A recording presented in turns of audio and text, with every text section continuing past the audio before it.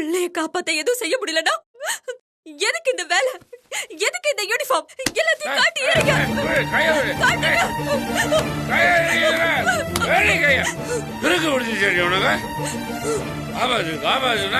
எப்படி காப்பாத்துவாங்க? அவன பெரிய சமூக சேவை செஞ்சானா இல்ல நியாயத்துக்காக போறான தியாகியா? அப்பான கும்பலோட சேர்ந்துக்கிட்டு பொம்பளைகளோட செயின் எல்லாம் எடுத்துக்கிறாண்டே. அவ்வளோ ஏன் அவனுக்கு போடான அன்னைக்கு செயின் எந்த பொம்பளை காலத்துல இருந்து அழுத்துட்டு வந்தானோ எது வேணாலும் இருக்கட்டுங்க. வீட்டுல கூப்பிட்டு அவனோட தோலை உரிச்சிருக்கலாம். சின்ன வயசுல இருந்து அவனுக்கு கஷ்டம் என்னன்னு தெரியாம சொகுசா வளர்த்த புள்ளங்க அவன். ஜெயில் வாழ்க்கை எவ்வளவு கொடுமையா இருக்கும்னு உங்களுக்கு தெரியாதா? அவனை புள்ள தடுறதுக்கு உங்களுக்கு எப்படிங்க மனசு வந்துச்சு? என் பிள்ளைய ஜெயில வச்சு பாக்கிறதுக்கு எனக்கு மட்டும் ஆசையாடி. தயவு செஞ்சு என்ன புரிஞ்சுக்கடி. எதையும் புரிஞ்சுக்கிற நிலைமையில நான் இல்லங்க. எனக்கு என் புள்ள வேணும். நீங்க என்ன செய்வீங்களோ எது செய்வீங்களோ எனக்கு தெரியாது. நாளைக்கு அவன் வெளியில வந்தாகணும். இது ரொம்ப முக்கியமான கேஸ். எஸ்பி யாரே இதுல இன்வால்வ் ஆயிருக்காரு. அவரை மீறி என்னால ஒண்ணும் செய்ய முடியாது. அப்படின்னா என் பிள்ளைய நீங்க வெளியில விட மாட்டீங்களா? மிச்சம் இருக்கிற வாழ்க்கைய அவன் ஜெயில தான் கழிக்கணுமா? எங்க அவன் வாழ வேண்டிய பையங்க. கேஸ் ஜெயிலுன்னு போனா அவன் வாழ்க்கைய முடிச்சிருங்க. எனக்கு மட்டும் அந்த வேலை வருத்தமும் இல்லையாடே. அவன் மேல நான் எவ்வளவு நம்பிக்கை வச்சிருந்தேன் தெரியுமா? செயின் இருக்கிற கும்பல்ல என் பிள்ளைய ஒருத்தர் பார்த்தப்போ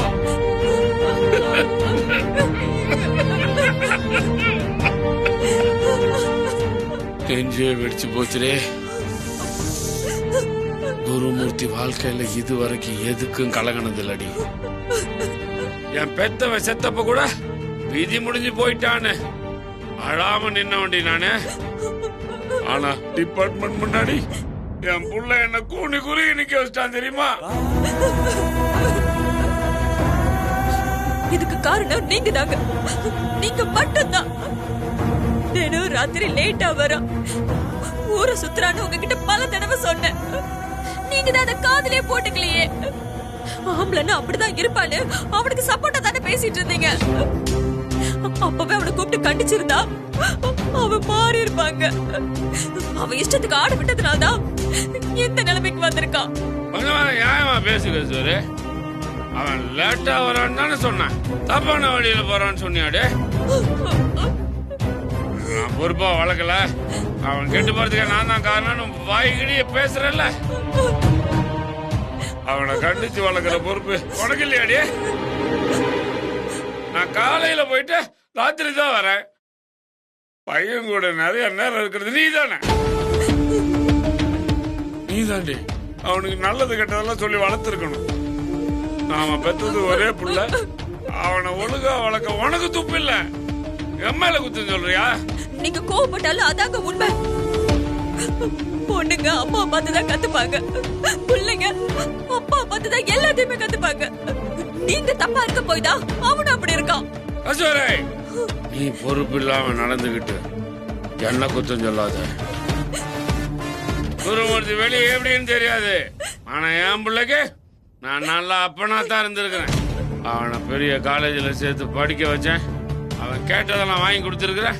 எல்லாம் எதுக்கு? அவன் கெட்டு சீரழியறதுக்கான். இல்லடி இல்ல, நான் பட்ட கஷ்டம் என் புள்ள படக்கூடாதுன்னு நினைச்சேன். இப்ப புலம்பி ஒரு பிரயோஜனமும் இல்லைங்க. நான் திரும்பவும் சொல்றேன், இது எல்லாமே உங்களாலதான் வந்தது. அவன் கேட்டதெல்லாம் வாங்கி கொடுத்தா உங்க கடமை முடிஞ்சது நினைச்சீங்களா? அவனை நீங்க சரியா கவனிக்கலங்க. அவன் மேல உங்களுக்கு எந்த அக்கறை இல்லைங்க. என்ன இருந்தாலும் முறை இல்லாம பிறந்தவன் தானே.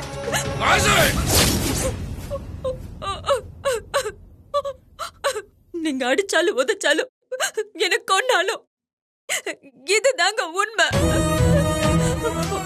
ஒரு தடவை இல்லைங்க, நான் 1000 தடவை திருப்பி திருப்பி சொல்லுவேன். என் புள்ள இப்படி ஆனதுக்கு காரணமே நீங்க தான். அப்பா இல்லாத புள்ள தருதலை ஆகணும்னு சொல்லுவாங்க. ஆனா இப்போ அப்பா இருந்தும் என் புள்ள தருதலை ஆயிட்டான். நீங்க ஒரு அப்பாவா நடந்துக்கல. நீங்க தாங்க அவன் வாழ்க்கைய அழிச்சிட்டீங்க. என் பாசத்தை சந்தேகப்படாத. ஆம்பளை பிள்ளை பிறந்தா அவன் தான் காப்பாத்துவான்னு நினைச்சேன். ஆனா அவன் என் நம்பிக்கையில முழுசா மண்ணள்ளி போட்டாண்டி.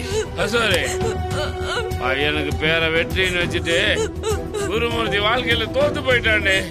ஆம்பளை பசங்கன்னா அதுதான் பெருசு நினைச்சேன் பாரு. அது தப்புன்னு அவன் எனக்கு பாடம் நடத்திட்டாண்டி. நான் செஞ்ச பாவத்துக்கு தண்டனையா தாண்டி வந்து பிறந்திருக்கிறான்.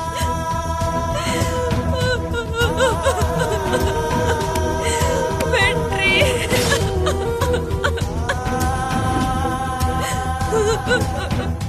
எனக்கு என் புள்ள வேணுங்க.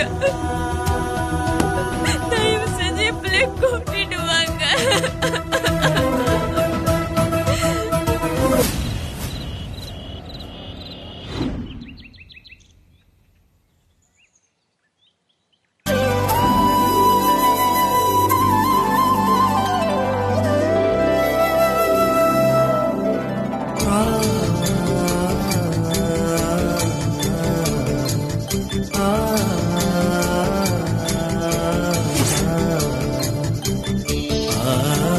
ஒன்று 2 3 4 5 6. ஓகே.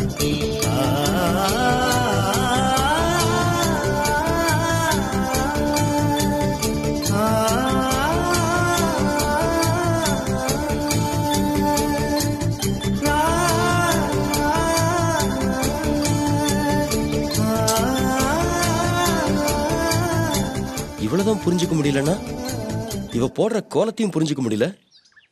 ஜாங்கிரி, ஜிலேபி, முறுக்குன்னு எல்லாத்தையும் தரையில குமிஞ்சு வச்சிருக்கா.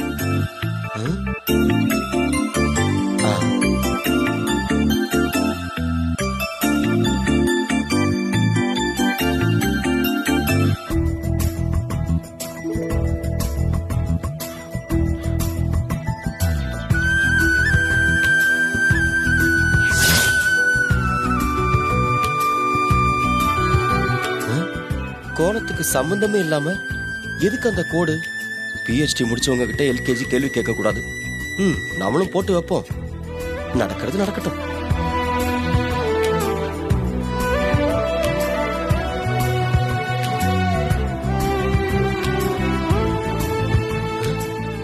எதுக்கு இப்ப அழிக்கிறா?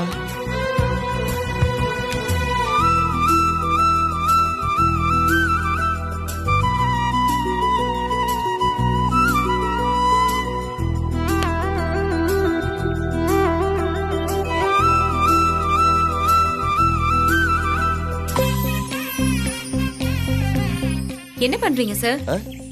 அது நீ பண்றதா நானும் பார்த்து பண்ணிட்டு இருக்கேன். அவ்ளோ வெட்டியாவா இருக்கீங்க? மயிலு, உன் கூட இருக்கிற ஒவ்வொரு செகண்டும் எனக்கு கோல்டன் ஹவர் மயிலு. உனக்கு வேணும்னா இது வெட்டி வேலையா தெரியலாம். ஆனா எனக்கு என் வெற்றிக்கான படிக்கட்டா தெரியுது. என்ன மயில் அப்படி பாக்குற? நீங்க எப்படின்னு எனக்கு புரியல சார். சில சமயம் ரொம்ப அழகா பேசுறீங்க, சில சமயம் சென்ஸே இல்லாம நடந்துக்கிறீங்க. இல்ல மயிலு, நேத்து போலீஸ் ஸ்டேஷனுக்கு பொக்கேவோட வந்தேனே, அதத்தானே சொல்ற. நானே அதுக்காக தான் சாரி சொல்லணும்னு நினைச்சேன். ஆனா எப்படி ஆரம்பிக்கணும்னு தெரியாம தான் இப்படி அலங்கோலம் பண்ணிட்டு இருக்கேன். சூழ்நிலை புரியாம எதையாவது செஞ்சுட்டு சாரி கேக்குறதே உங்க வேலையா போயிடுச்சுல்ல? மயிலு, இல்ல மயிலு, நான் டிவில குருமூர்த்தியை பார்க்கும்போது அவரு ரொம்ப சந்தோஷமா இருந்தாரு. சரி, அவருக்கு புத்தி வந்து மனுஷன் நேர்மையின் சிகரமா மாறிட்டாருன்னு நினைச்சேன். அதனால அவரை நிஜமாவே பாராட்டணுங்கிற எண்ணத்தோட தான் நாங்க வந்தேன். அப்புறம் பார்த்தா அவர் என்ன தப்பா புரிஞ்சுக்கிட்டு என்கிட்ட கோவப்பட்டாரு. டிவியை பார்த்துட்டு நீங்க தான் தப்பா புரிஞ்சுக்கிட்டீங்க சார். அவர் புள்ளையும் மாட்டிருக்கான்றது அவருக்கு பிரஸ் மீட் நடக்கிறப்பதான் தெரியுமே. அவருக்கே எதிர்பார்க்காத ஷாக்கு தான் இது. ஆனா மீடியா முன்னாடியோ எஸ்பி முன்னாடியோ அதை காட்டிக்க முடியாதுல்ல. டென்ஷன் ஆகி கத்திட்டா அவருக்கு தானே அசிங்கம். அதை அமைதியா ஏத்துக்கிட்டா பாராட்டும் பதக்கமும் கிடைக்கும். எல்லாத்தையும் கணக்கு போட்டுதான் சந்தோஷமா இருக்கிற மாதிரி நடிச்சுட்டாரு. ஓஹோ. நீங்க நினைச்ச மாதிரி அவரு நேர்மையான ஆளாவே மாறிட்டாருன்னு வச்சுப்போம். ஆ, புள்ள ஜெயிலுக்கு போன கோவமும் வருத்தமும் ஒரு அப்பாவா அவருக்கும் இருக்கும்ல. ஆ, ஆ, ஆ. அந்த சமயத்துல போய் நீங்க பொக்கேவை நீட்டினா அவருக்கு கோவம் வரதானே செய்யும். ஆ. அவரு புள்ளைய புடிச்சு கொடுத்ததுனால அப்பதான் டென்ஷனா எங்க கிட்ட எல்லாம் பேசிட்டு இருந்தாரு. கரெக்டா அந்த சமயத்துல வாழ்த்து சொல்லி நீங்க வாங்கி கட்டிக்கிட்டீங்க. உங்களால எனக்கும் இன்னொரு டோஸ் தான் விழுந்துச்சு. மயிலு, ஐ எம் எக்ஸ்ட்ரீம்லி சாரி மயிலு. அது ஏதோ ஒரு பழமொழி ஒன்று சொல்லுவாங்கல்ல, அது இந்த பிள்ளையார் பிடிக்க போய் குரங்க மாறிடுச்சுன்னுவாங்களே, அந்த மாதிரி ஒவ்வொரு தடவையும் எனக்கும் அப்படிதான் ஆயிடுது. என்ன பண்றது? சரி, நான் வேணா ஒண்ணு பண்ணவா? அவரை நேர்ல பார்த்து சாரி கேட்டுறவா? அதுவும் குரங்காதான் போய் முடியும் சார். எதுக்கு வம்பு? நீங்க ஸ்டேஷன் பக்கமே வராம இருக்கிறது தான் உங்களுக்கும் நல்லது, எனக்கும் நல்லது. சரி. அத மாடிலேயே குடி வந்துட்டீங்களே, வாழ்த்தோ பாராட்டோ 10 படி இறங்கி வந்து கீழேயே சொல்லிட்டு போயிடுங்க. எது கொடுக்கறதா இருந்தாலும் இனிமே வீட்டுக்கே வந்து கொடுத்துட்டு போயிடுங்க.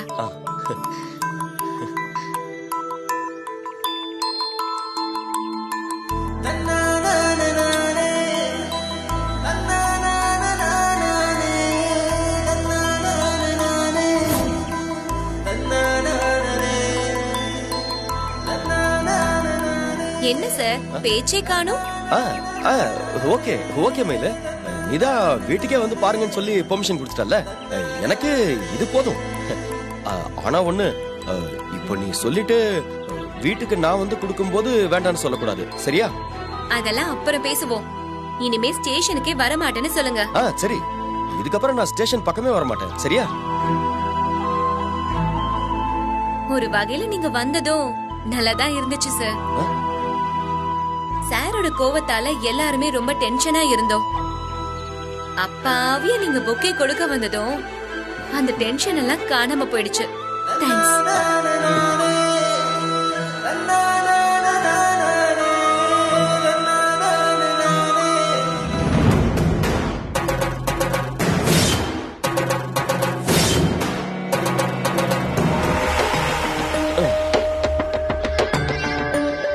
இப்ப என்ன சார்? மயிலு, இது பாராட்டோ இல்ல வாழ்த்தோ இல்ல, ஒரு சின்ன கவிதை. ஒரு அழகான கோலமே கோலம் போடுகிறதே. சின்ன முதலாளி இப்பதான் அவன் 0 ஆயிட்டானே. அவன் இவனே சொல்லுவான், இவன் மயிலுக்கிட்ட ஓவரா வலிகிறானே. கொஞ்சம் கொஞ்சமா இவன் மனசை கரைச்சு நிரந்தரமா இங்கே தங்கிடுவானோ. இவன் அப்படி தங்கிட்டா நமக்கு மரியாதைலாம் போயிடுமே. இந்த மொக்கையான கவிதைய நானும் படிச்சிருக்கேன். போய் வேலைய பாருங்க. என்னங்க ஏங்க நின்னுட்டு இருக்கீங்க? ஏய், அங்க பாத்தியா?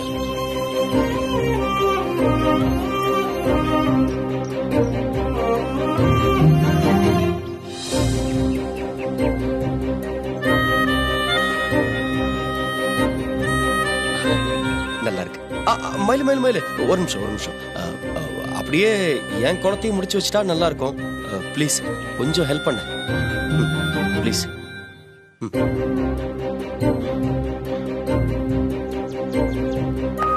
ஏய், பட்ட பகல்ல வீட்டு வாசல்ல வச்சு சின்ன முதலாளி மயில கொஞ்சிக்கிட்டு இருக்காரு.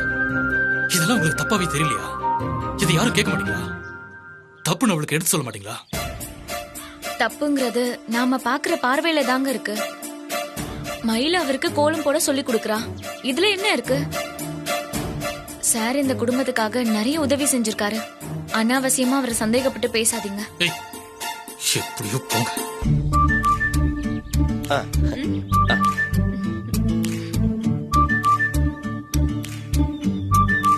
இது கோலம் சூப்பரா இருக்கு. இது பாரு, சரி இந்த பேச்சு விட. மயில வரா, ஹாஸ்பிட்டல் போறதுக்கு காசு கேடு.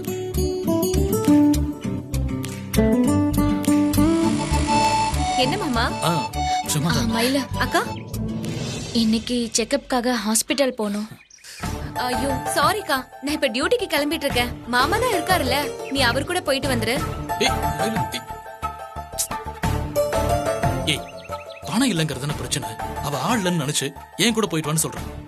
ஒரு சின்ன விஷயத்த கூட ஒழுங்கா உன்னால கேட்க முடியாதா? நான் என்னங்க பண்றது? விஷயத்த முழுசா சொல்றதுக்குள்ள அவ போயிட்டாளே. நீ இப்படியே காரணம் சொல்லிக்கிட்டு இருந்தேன்னு வை, நம்ம ஹாஸ்பிட்டலுக்கு நீங்க போக முடியாது மலர். அவ ஸ்டேஷனுக்கு கிளம்புறதுக்குள்ள எப்படியாவது பணத்தை கேட்டு வாங்கி வை.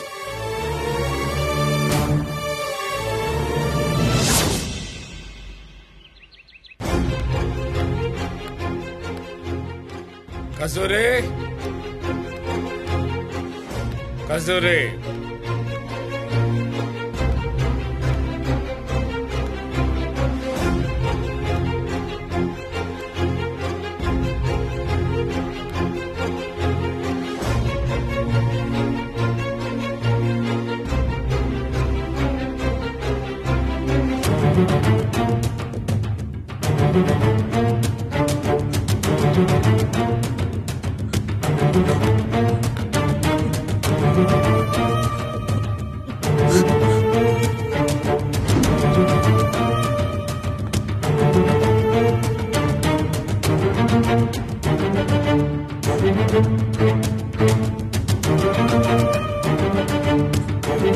பையனை புடிச்சு ஜெயில போட்டாச்சு.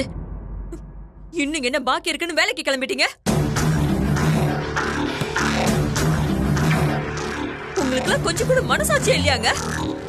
சோறு தண்ணி இறங்காம ஒரு பொட்டு தூக்கம் இல்லாம புத்திர சோகத்துல அழுதுகிட்டு ராத்திரி முழுக்க உட்கார்ந்துட்டு இருக்க. வீட்டுல ஒரு பிரச்சனை இல்லாத மாதிரி யூனிஃபார்ம் மாட்டிட்டு கிளம்பிட்டீங்களே, நீங்களா ஒரு மனுஷனாங்க? ஊரே உங்களை பாராட்டணும்னு பெத்த பிள்ளைய உள்ள தூக்கி போட்ட கல்லஞ்சக்காரர் தானே நீங்க? பொண்டாட்டி மேலையும் புள்ள மேலையும் எப்படி உங்களுக்கு பாசம் இருக்கும்?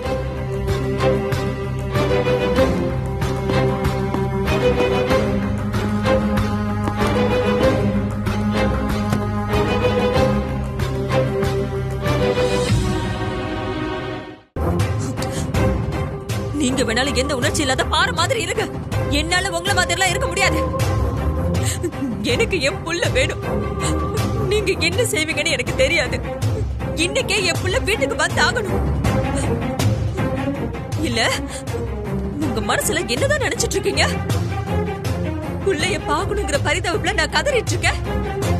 எதையும் காதுல வாங்காம நீங்க பாட்டுக்கு எனக்கு நின்னுட்டு இருக்கீங்க. எனக்கு ஒரு பதில் தெரியாம நான் உங்களை எங்கேயுமே போக விட மாட்டேன். என் பிள்ளைய கூட்டிட்டு வர போறீங்களா இல்லையா? அறிவில்லை உனக்கு? சும்மா டியூட்டி கிளம்ப நேரத்தில் டென்ஷன் பண்ணிக்கிட்டு